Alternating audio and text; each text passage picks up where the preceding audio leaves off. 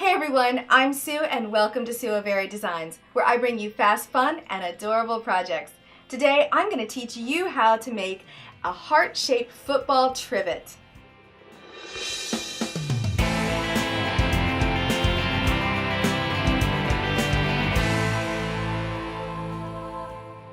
If you haven't already, be sure to subscribe below and don't forget to click the little dinger button. This will give you alerts every time I upload a new video. Today I'm going to teach you how to make this in the hoop heart-shaped football trivet. It comes in 3 different sizes, and for demonstration purposes I'm going to be using the medium size for today. The design and instructions can be found in the link below in the description, and you can grab the design, print the instructions, grab your machine, come back here, and let's get stitching.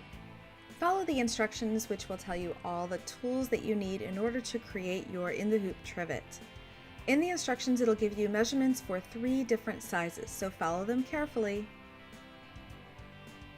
Let's begin by inserting a piece of sheer cutaway stabilizer. Make sure that it fits within the hoop area and go ahead and tighten it so that it kind of sounds like a drum when you flick it. Thread the top of the machine with brown embroidery thread, the bobbin with 60 weight thread, and insert a new needle. Sew stitch number 1, which is the placement stitch. Then place the heat-resistant batting with the silver side facing up, and then the front football heart right side up, all centered over that stitching.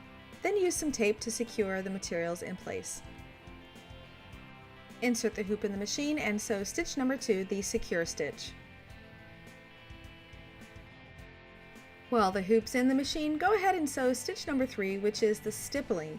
This is like the quilting stitch.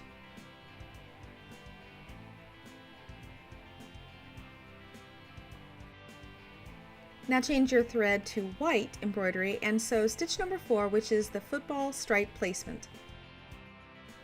I wanted to share with you, if you have a Bernina 790 plus or something similar, sometimes that hoop can get right in the way of where I'm trying to thread. So I thought this was really cool, and I wanted to share this with you. Is what you need to do is basically get that hoop out of the way. There's a little button that looks like a hoop on the screen of your machine. Just press the little positioning over to the left, and now you have all that space right there so that you can thread your needle with ease. If you have any questions in detail, check your user manual or ask your local Bernina dealer. I am sure they would be happy to share how to do this with you. And once you're ready, go ahead and sew stitch number 4, which again are the football stripe placement stitches.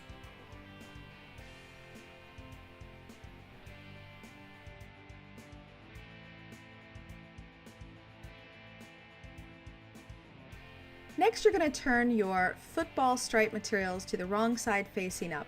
Place the scratchy side of the paperback fusible web football stripes to the wrong side. Give them a good press.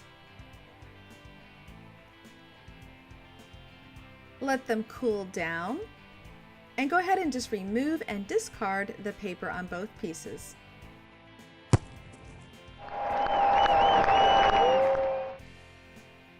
Now you're going to place those football stripe materials with the right side facing up over each of the placement stitches, one on the bottom and one on the top. Go ahead and tape to secure in place. And now you're going to sew stitch number 5, which are the applique secure stitches. Once you're finished stitching, remove your hoop from the machine and place on a nice flat surface. You're going to be using the duck bill applique scissors to cut as close to the stitching as possible without cutting the stitching. Now I've got a little trick for you. If you always cut from the outside in when using these duck bill scissors, you will get so close to your stitching. It is amazing. But you have to remember to cut from the outside of the applique toward the inside. So my technique is using that duck bill along the actual applique. I call this technique cutting blind because basically you can't really see the stitches as you are cutting, but I guarantee that your stitches will be so super close that you will never cut any other way for applique again. Just remember you're cutting from the outside in, and this way you get really close to your stitches. Be sure to leave the outside areas loose because we're going to keep those inside the seam. And now go ahead and sew stitch number 6 and stitch number 7, which will be the football stripe applique stitches and the football laces. Once you're finished with this, go ahead and remove the hoop from the machine and place on a flat surface. We're going to start working on those back football pieces next. Your back football pieces are basically going to be overlapped, but one side is going to be slightly different. Go ahead and take one of the sides and fold it 1 inch toward the wrong side. It doesn't matter which one because it's a square. It's all the same measurements.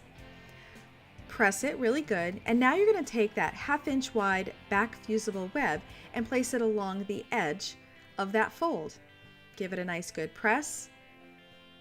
Once it's fused, you can go ahead and remove the paper and discard it. With the hoop on a flat surface, you're going to take that back football piece and place it right side facing down.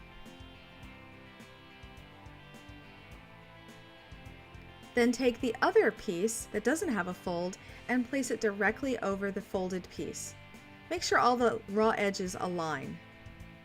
Change your thread to match brown on top and bobbin. You're going to sew the final stitch sequence, which is the construction stitch number 8. Remove the hoop from the machine, remove the materials from the hoop, and go ahead and cut around the entire outside of that stitching with about 1/4 inch seam allowance. You'll notice that I also cut into the top center stitching and the bottom center stitching. Just kind of clipped it in toward the stitching itself, and of course be sure that you do not clip the stitching. This will help when you're turning right sides out and when you're pressing so that it reduces the bulk. Now the fun part, go ahead and turn your trivet right side facing out.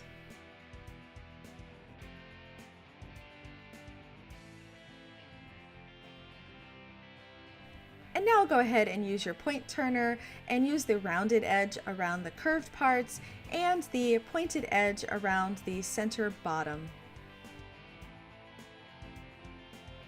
And now it's time to do a little bit of pressing, but before you get too press crazy, make sure that the overlap with the fusible that you've pressed earlier is laying nice and flat.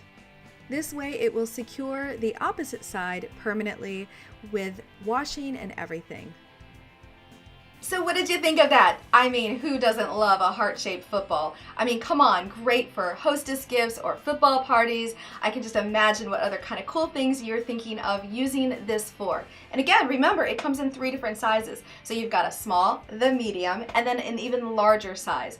If you're not already following me, please follow me over at Instagram, Pinterest, and Facebook. You can follow me everywhere at Suoberry Designs. And until I see you next time or after football season, I hope you have a creative day. Bye-bye. If you haven't already, be sure to subscribe below. And don't forget, you can also follow me on Instagram, Pinterest, and Facebook. Have a creative day. Bye-bye.